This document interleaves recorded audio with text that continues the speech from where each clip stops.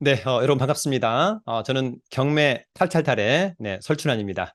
최근에 부동산 시장은 고금리 장기화 또 경기 침체 우려로 인해서 조금 소강 상태에 있다. 이렇게 좀 보는 것이 타당해 보입니다.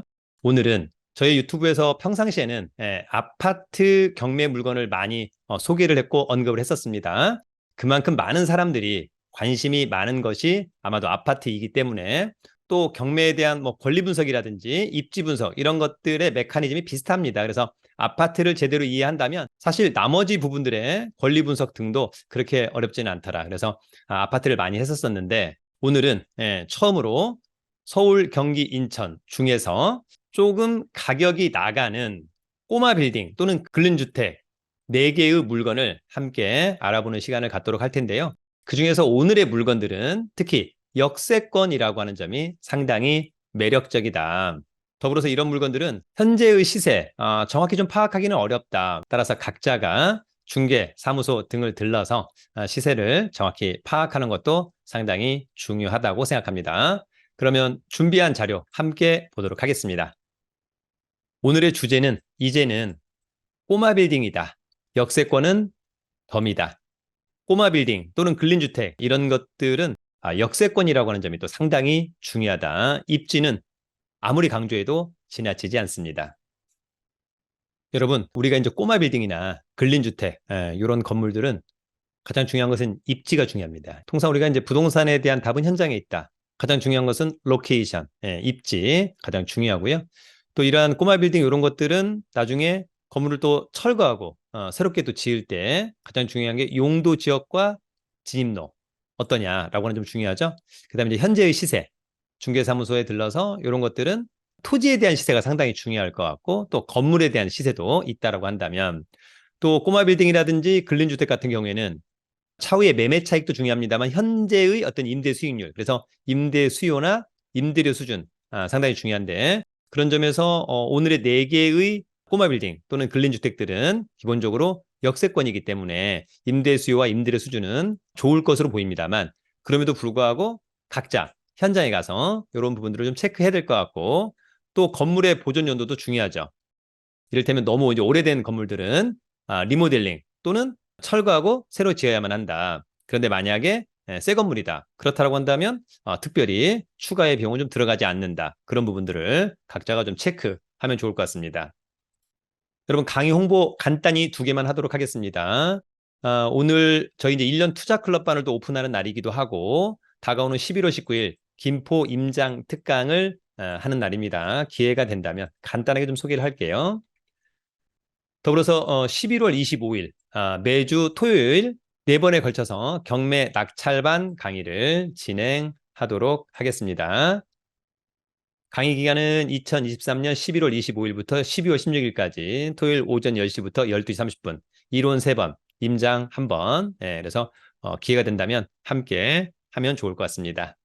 사실 여러분들이 경매 공부를 한다. 처음에 어떤 멘토를 만나느냐가 가장 중요합니다. 그래서 그때 제대로 된 강사 또는 멘토를 만나는 것이 중요할 것 같고 저도 최선을 한번 다해서 강의를 준비해 보도록 하겠습니다. 오늘 첫 번째 빌딩은요. 용산구 이태원동의 꼬마 빌딩을 함께 보도록 하겠습니다. 자, 이태원동의 사실상 꼬마 빌딩. 이태원동은 이제 용산구죠. 관할법원은 서울 서부지방법원. 요 사건은 이제 경매 5개가 담당이고요. 2023 타경 53408 양가로 1번은 물건 번호. 요 물건은 한 달 전쯤에 저희 1년 투자 클럽반 수강생들하고 직접 한번 다녀왔습니다. 입지는 대단히 좋다. 이렇게 좀 이해하시면 좋을 것 같고요. 여기 이제 가장 중요한 것은 토지 면적이 약 90평. 상당히 좋죠? 건물의 연면적은 244평 정도. 감정가는 200억. 한 번 떨어진 160억. 어떨 거냐라고 하는 점 중요할 것 같고요. 청구 금액은 30억. 새마을금고가 채무자한테 받아야 될 돈이 약 30억이 있어서 경매를 신청했다는 얘기고 등기부를 발급받아 보니까 빚의 합계액이 한 62억 원 정도 있다. 이런 얘기입니다. 이 사건 관심 있다면 2023년 12월 5일 날 신분증, 도장, 입찰 보증금 가지고 서울 서부지방법원 5호선 애호개역 근처에 있습니다. 지하철역에서 바로 나오면 바로 보입니다. 그래서 1층에 이디야 2층에 감자탕 등등 이런 건물들이 있다. 현장에 가보는 것이 상당히 중요하겠다. 그런 말씀 드리고요. 자, 위치는 6호선 이태원역에서 4번 출구 바로 앞에 있는 거죠. 상당히 매력적이다. 앞으로 가장 핫한 상권은 여기가 되지 않을까라고 하는 점 상당히 매력적이라고 생각합니다. 현장에 가서 지역 분석, 물건 분석 꼼꼼하게 한번 체크를 해보는 것 중요하겠다. 자, 이 꼬마 빌딩 대지는 약 90평, 보존 등기 86년산이기 때문에 건물은 좀 원칙적으로 좀 오래되었습니다만 지금 각각 장사하는 업체들에서 리모델링을 또 깔끔하게 하였다라고 하는 점, 어떻게 이제 이용하는 것이 좋을까 이런 부분을 한번 판단해 보면 좋을 것 같고요. 일단 이 땅에 나중에 용도 지역이라든지 어떤 지구 단위 계획이 잡혀 있는지 이런 것들은 이제 용산구청 등을 통해서 확인하면 될 것 같고요. 자, 이 사건 말소기준 권리는 신한은행의 근저당권 2016년산 낙찰되면 모두 소멸한다라고 하는 점이 있고 2016년 6월 3일보다 사업자 등록이나 전입신고가 빠른 사람이 있느냐 일단 이걸로 봐서는 없다라고 하는 점. 그래도 권리 분석은 매각물건 명세서로 한번 깔끔하게 정리를 하는 것이 좋겠다. 자, 권리 분석은 매각물건 명세서. 이 사건 말소기준 권리는 2016년 6월 3일자 근저당권. 요거보다 일단 빠른 게 있느냐라고 하는 점인데 모두 느리죠? 그러면 전부 다 후순위 임차인. 배당 요구를 하나 안 하나 어쨌거나 낙찰자한테는 전혀 주장할 수 없는 임차인들이다. 전혀 문제가 없다. 이렇게 이해를 하면 될 것 같습니다. 자, 그 다음에 특별히 떠하는 코멘트 없고요. 일괄 매각 제시의 건물 포함 특별히 문제가 없다. 그래서 여러분들은 다시 한번 현장에 가서 시세 파, 특히 땅값, 평당 얼마인가, 또 임대 수요, 임대료 수준 이런 것들을 좀 체크해 보는 것이 중요하다고 생각합니다. 중요한 것은 입지가 아무리 좋다 하더라도 가격적인 메리트가 있어야만 한다. 현장을 가보기를 기대합니다. 자, 두 번째 건물은요. 노원구 상계동의 근린주택입니다. 자, 상계동의 근린주택. 상계동 노원구는 관할법원이 서울 북부지방법원입니다. 2022 타경 108367 양가로 1번 물건번호 근린주택이고요. 토지 면적은 121평. 상당히 크다. 연면적은 약 300평. 70억인데 한 번 떨어진 56억 원. 어떨까라고 하는 점이 있고요. 자, 관심 있다면 2023년 11월 28일 신분증 도장, 입찰 보증금 가지고 서울 북부지방법원 1호선 도봉역 있죠? 입찰에 참여하면 될 것 같습니다. 자, 위치는 뭐 상당히 좋죠? 여러분 7호선 노원역, 4호선 노원역, 더블 역세권, 노원역 1번 출구에서 도보로 이 정도면은 뭐 한 5분 거리 상당히 좋다라고 하는 점. 그래도 현장에 직접 가보자. 자, 이 건물도 토지는 약 115, 그 다음에 87년산, 좀 오래되었다. 그런데 각각의 어떤 리모델링해서 장사를 하고 있더라. 이 사건 말소기준 권리는 북부농협의 근저당권 98년도 낙찰되면서 없어지겠죠? 전부 다 후순위. 특별히 문제는 없어 보인다. 그래도 권리 분석. 자, 권리 분석은 매각물건 명세서. 이 사건 말소기준 권리는 1998년 12월 4일자 근저당권. 자, 요거보다 빠른 전입신고나 사업자 있느냐. 다 느리죠? 특별히 문제 없다. 낙찰자가 떠안을 것은 없다. 임차인. 자, 특별히 떠안을 건 없고요. 이제 비고란. 일괄 매각 제시의 건물 포함 특별히 문제 없고 감정평가서에 의하면 본건 1번 토지 일부가 약 1.5평이 추후 도시기획시설 도로 저촉 및 도시철도 저촉이다. 네, 뭐 큰 핸디캡은 아닌 것 같고요. 그 다음에 감정평가서에 의하면 요거 제시 목록상 지목이 대지, 그러나 현황은 주차장, 뭐 특별히 문제 없어 보이고, 그 다음에 이제 감정평가서에 의하면 후첨 내부 구조도에 도시된 바와 같이 본건 2번 건물 지상에 제시의 건물로서 벽체 이용 및 샌드위치, 판넬조, 1층 소재, 창고 포함 약 81.1%가 소재함. 대충 한 25평, 그죠? 요거 이제 제시의 건물이 될 것 같습니다. 원칙적으로는 원상복구, 그런 이제 현장 가서 어떻게 좀 해결해야 될지 한번 체크를 해봐야 될 것 같고요. 그 다음에 감정평가서에 의하면 일부 용도가 근린생활시설로 등재되어 있지만 현황은 주거용으로 이용 중이고, 원래 이제 근생을 주거용, 불법 용도 변경 이런 부분들이 좀 있는 것 같습니다. 원래는 또 역시 원상복구, 나머지는 뭐 특별히 문제는 없는 것 같습니다. 현장 가서 이런 부분 좀 잘 체크하시고요. 혹시 이제 이 건물의 어떤 하자, 이런 것들은 구청 또는 근처의 건축사 사무실에서 가서 이런 부분들 한번 상담하는 것도 중요해 보입니다. 세 번째 건물은 안산구 단원구의 근린 주택입니다. 자, 안산시 단원구 원곡동의 근린주택 안산지원 경매 5개 사건 번호 2022타경 60055 근린주택이죠. 토지 면적이 90평 상당히 크다 좋다. 건물의 연면적은 147평 28억인데요. 두 번 떨어진 최저가 반값 이 정도 금액이면 상당히 매력적이지 않나 그런 생각이 들고요.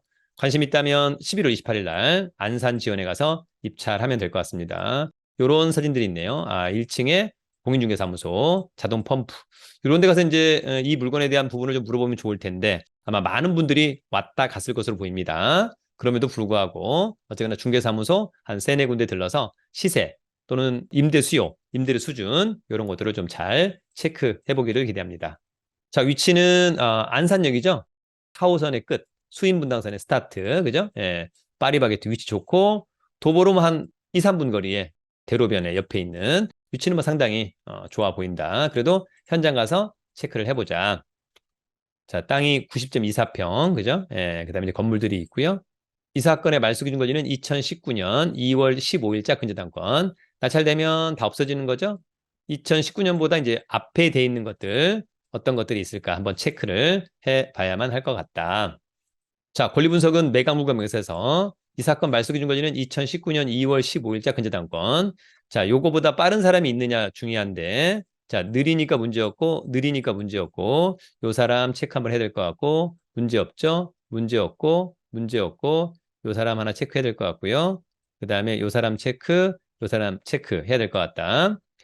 자, 다만 선순위 요건을 갖추고 있습니다만 금액이 1,500만 원.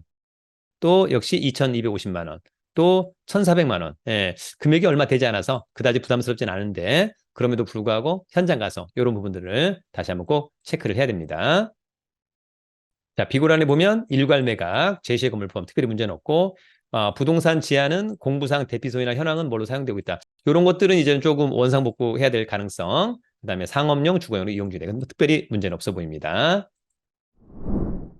자, 마지막 4번째 건물은요. 김포시 마산동의 근린주택입니다. 자, 마산동의 근린주택. 김포는 관할법원이 부천지원. 네, 2023타경 39685. 김포시 마산동의 근린주택입니다. 토지 면적은 100평. 좋죠? 건물의 연면적은 177평. 감정가 20억인데 한번 유찰된 가격 14억은 일단 뭐 직관적으로는 매력적으로 보입니다만 시세 파악은 현장 가서 해야 될 것 같다. 자, 관심 있다면 11월 16일 목요일 직접 신분증, 도장 입찰 보증금 가지고 부천지원에 가서 입찰하면 될 것 같습니다. 1호선 송리역 근처죠? 자, 일단 뭐 감정평가서 사진은 깔끔해 보입니다. 현장 가서 시세, 그 다음에 임대 수요, 임대료 수준 이런 것들을 체크하는 것이 중요하다. 자, 김포도시철도 마산역에서 위치는 여기 있으니까 도보로 이 정도면은 한 15분 거리 정도 될 거라고 생각합니다. 과연 어떨까라고 하는 점은 역시 현장에 가봐야만 안다라고 하는 점. 자, 이 건물은 보존 등기가 2020년산 새 건물이다. 4층짜리 깔끔해 보이고요. 자, 이 사건 말소 기준 권리는 인천축협의 근저당권 2020년 3월 26일 낙찰되면 다 없어질 것 같다라고 하는 점. 일단 권리 분석은 매각물과 명세서로 정리하도록 하죠. 자, 매각물과 명세서. 이 사건 말소 기준 권리는 최선순위 설정이 토지하고 건물이 있는데요. 건물은 2020년 3월 26일자 근저당권이 말소 기준 권리입니다. 자, 요거보다 느리다, 느리다, 느리다, 느리다, 느리다. 그 다음에 모두 느리네요. 그래서 여기 임차인들은 전부 다 후순위 임차인. 낙찰자가 특별히 책임질 임차인은 없다. 이렇게 정리하면 될 것 같습니다. 자, 여러분 이제 이런 경매 물건 또 경매에 대한 다양한 이론, 내용들, 그다음에 강의 공지 등은 저의 네이버 카페 설춘한 캠퍼스 강의 공지란 등을 좀 참고해 주면 좋을 것 같고요. 경매책은 부동산 경매 처음 공부가 스테디셀러, 특히 초보자분들 상당히 유용한 최고의 책이 아닌가 그런 생각을 해봅니다. 공부도 열심히 해보시길 기대합니다. 여러분, 오늘은 수도권에 나와 있는 꼬마 빌딩 또는 근린주택 4개의 건물을 한번 알아봤습니다. 모두가 역세권의 건물이라고 하는 점은 상당히 매력적이다. 중요한 것은 본인 스스로가 체크리스트를 가지고 현장, 그 다음에 중개사무소 등을 들러서 입지, 그 다음에 기본적으로 용도 지역, 그 다음에 시세 흐름 이런 것들, 그다음에 임대 수요와 임대료 수준 체크해서 어느 정도의 낙찰을 받으면 좋을까? 그런 부분들에 대한 스스로의 판단 상당히 중요하다고 생각합니다.